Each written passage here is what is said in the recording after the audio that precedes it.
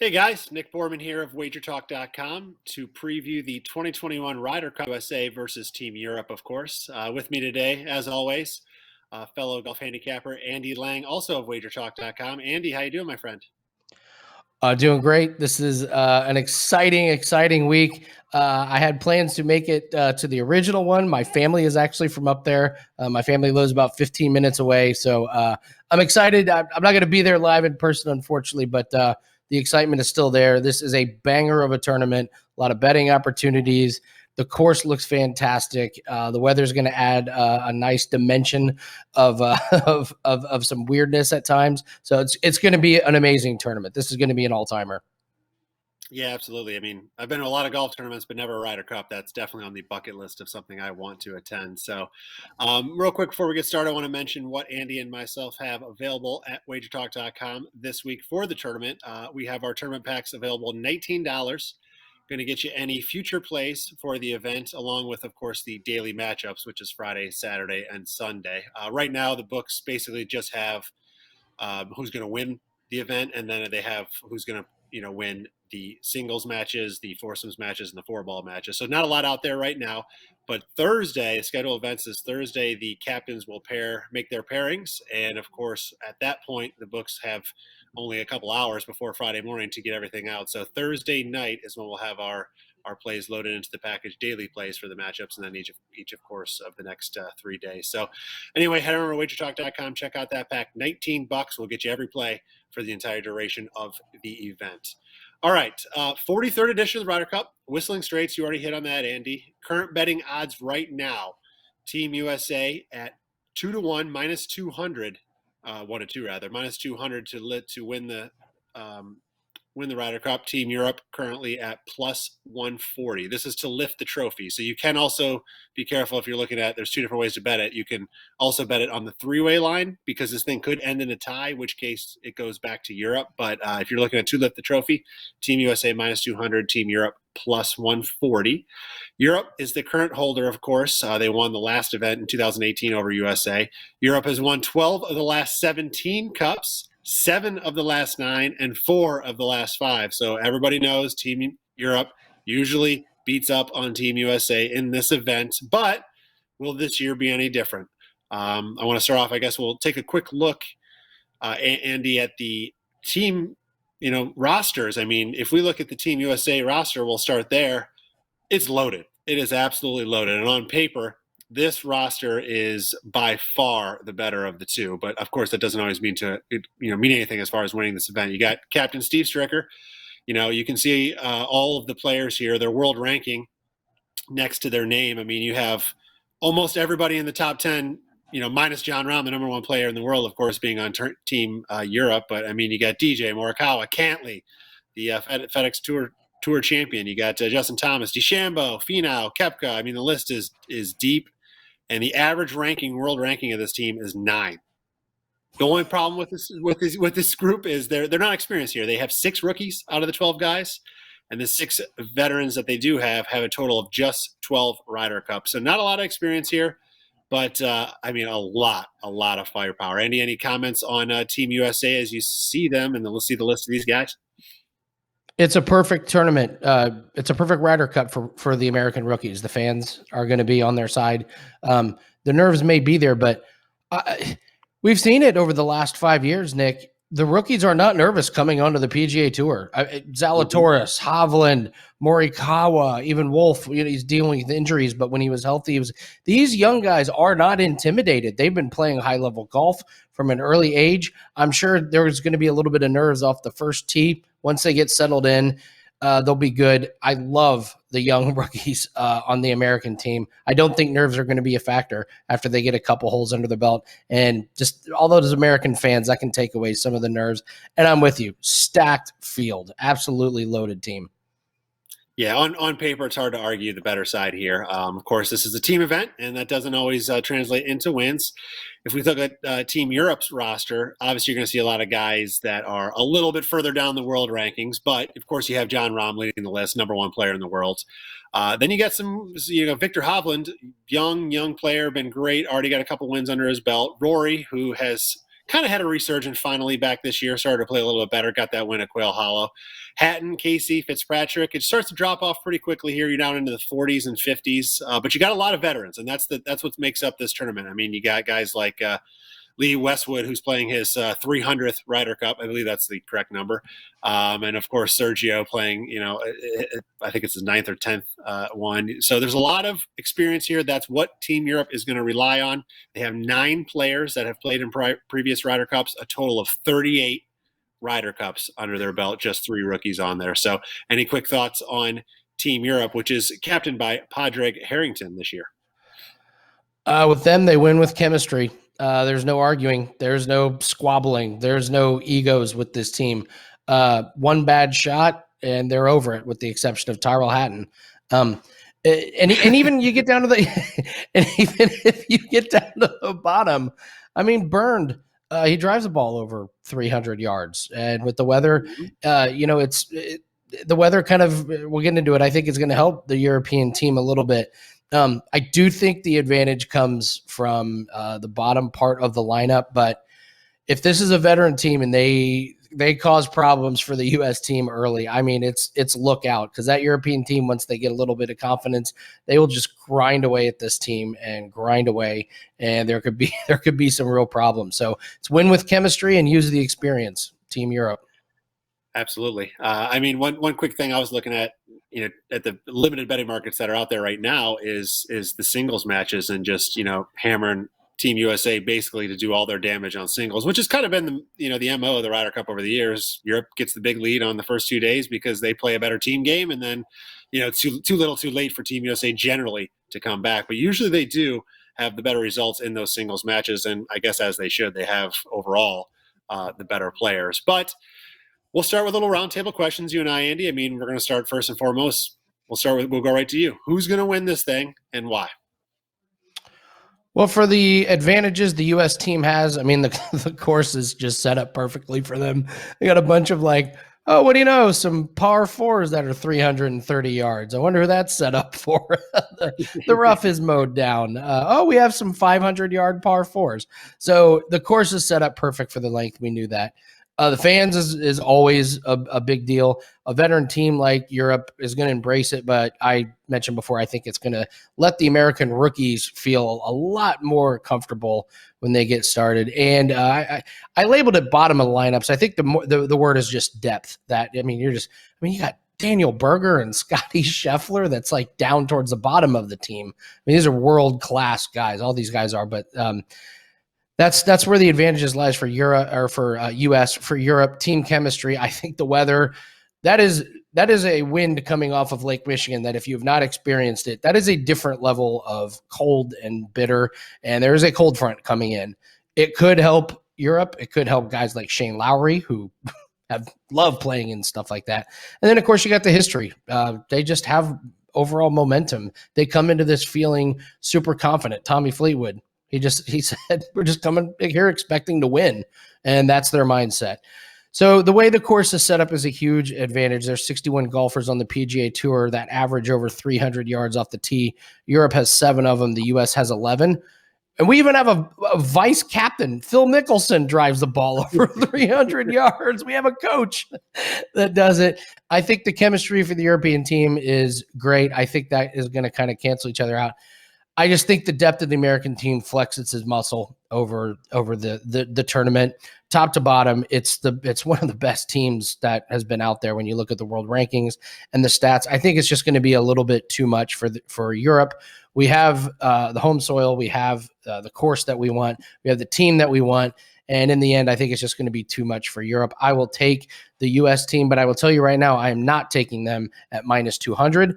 History tells us that Europe will get off to a good early start. And if they do, watch the odds drop. And then you take the U.S. team if it drops down to, your minus 150, minus 140s. Yeah, that's pretty smart, actually. Get so a little live betting option there. You're right. We expect Team Europe. The chemistry they do on these team matches tends to be, for whatever reason, better than Team USA. So I like that option, Andy. That's smart. Take them live. Hope for a little bit of better number as we go. But I agree with you. I mean, Team USA, home soil, hostile environment. Stricker is captain. I bring that up because he won with Team USA in the President's Cup, which USA always wins the President Cup, so that's not a surprise. But it is a little bit of experience in this type of a competition, in this type of a format. I mean, his biggest challenge is going to be who the hell to start. I mean, you got, like you said, when your bottom of the list is as good as it is, that's going to be the hardest part for him is who do you play and how do you pair these guys together to get the best out of them? I guess that's always the challenge, but it's going to be hard to choose a guy. I mean, he's going to be sitting guys that are ranked in the top 15 in the world. it's hard to justify that, but I guess that's his job to do. The one negative, of course, I already mentioned is the experience, lack of for Team USA. But I agree with you here in the fact that I don't think that's going to be a big deal. The rookies, like you mentioned, have proven themselves. The Ryder Cup's unique in the fact that, we've seen a lot of captains over the years pair a wily veteran with a young rookie to try to get that experience and try to get that mentorship, if you will, into that rookie. So I think Stricker would probably be wise to employ that kind of strategy here this week as well.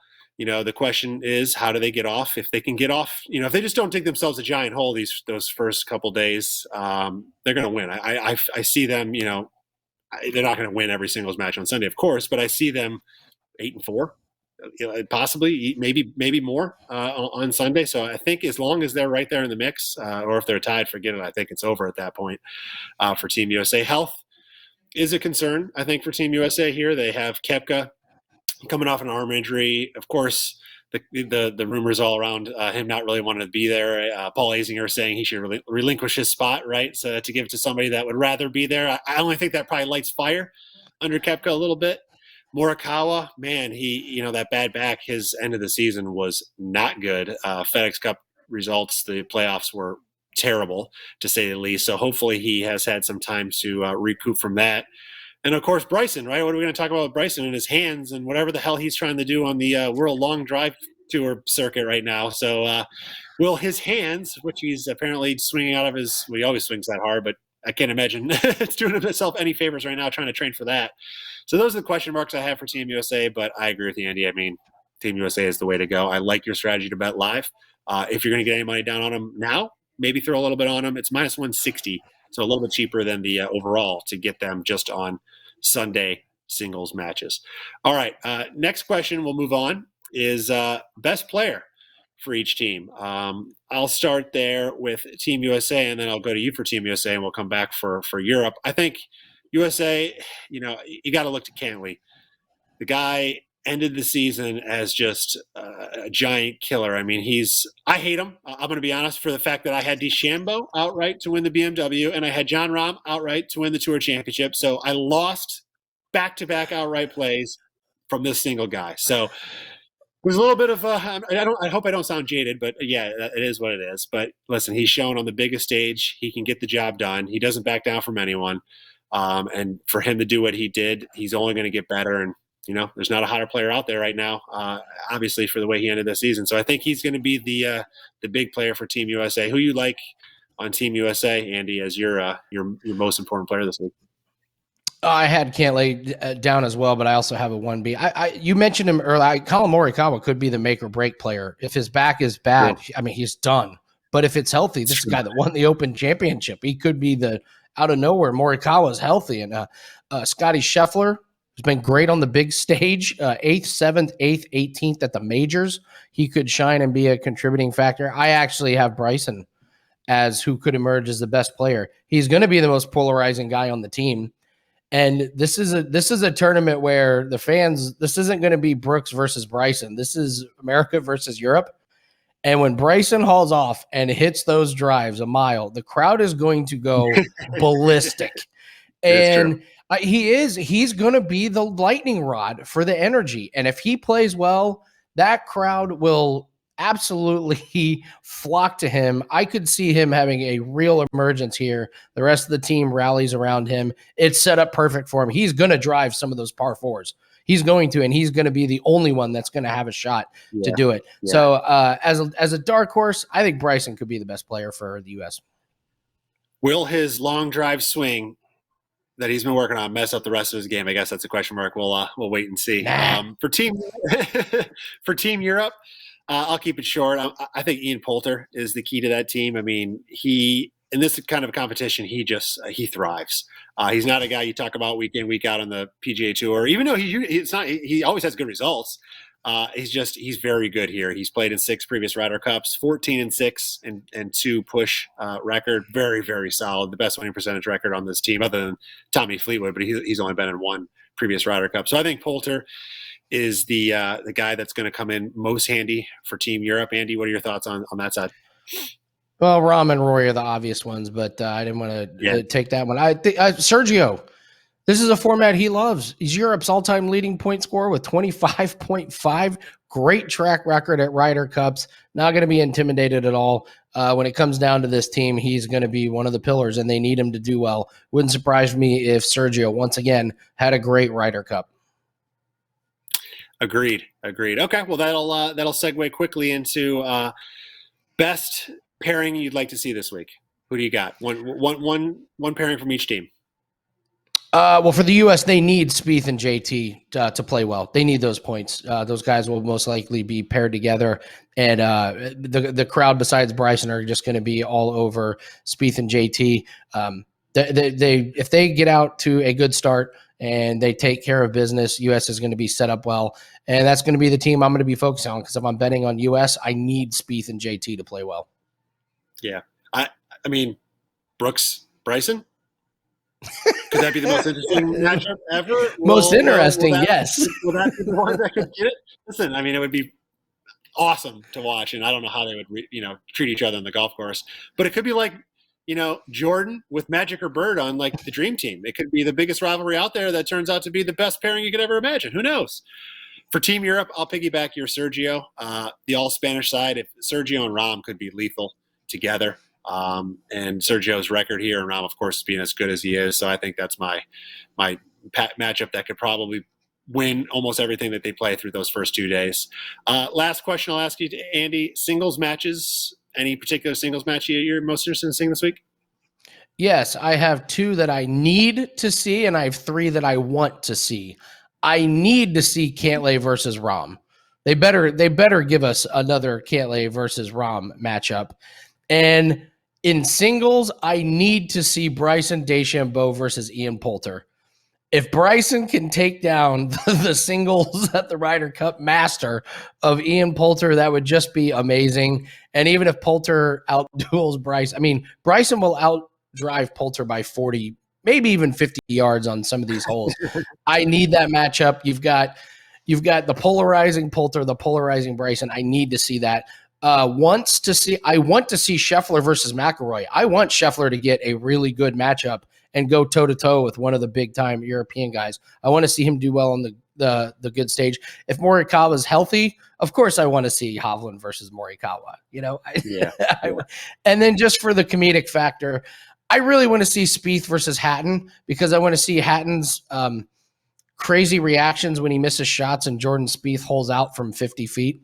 I always enjoy a good Tyrrell Hatton temper tantrum. So anytime I can get Hatton involved, I want to see that.